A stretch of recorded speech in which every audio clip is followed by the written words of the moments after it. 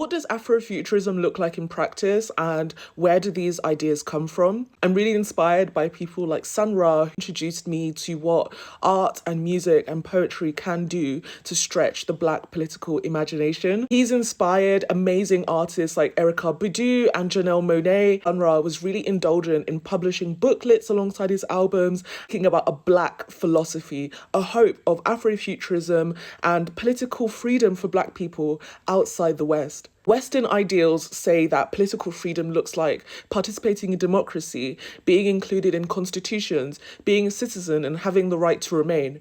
But Sun Ra imagined rights beyond our realm of existence. He said space is the place, and the promises of earth are just not enough for Black people. Sun Ra believed in self-actualization and the freedom of expression. He used improv jazz, poetry, music, lectures, and teaching to spread his message, especially to Black youth. He formed a band called the Orchestra in the 1930s. They traveled from Chicago to New York, playing in strip clubs and jazz bars, really hanging around with the kind of underbelly of arts and music. They became well known for futuristic sounds, what we might call future beats today, using electric keyboards and guitars, improv in jazz music, which was kind of by the book at that point. More so than his music, Sun Ra is even remembered for his colourful costumes and the kind of world building that he did on stage. He believed that Saturn was his home country, and his ultimate goal was to take Black people back into the stratosphere. I was inspired by hoodoo and voodoo culture from Africa,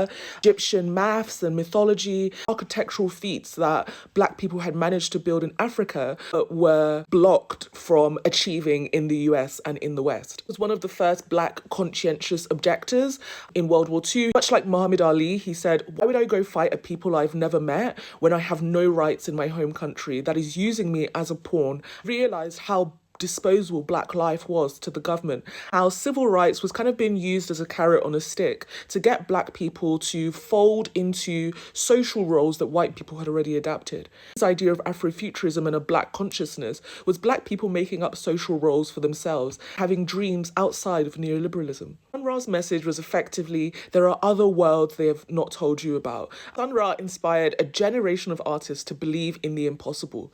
He thought that Black people's ultimate goal should be happiness, self-actualization, creating unique channels that would speak to other diaspora groups around the world, forming our own technologies of communication, distributing our art and culture. He wanted a world totally separate from the white American dream of picket fence and working at Lockheed Martin, I guess.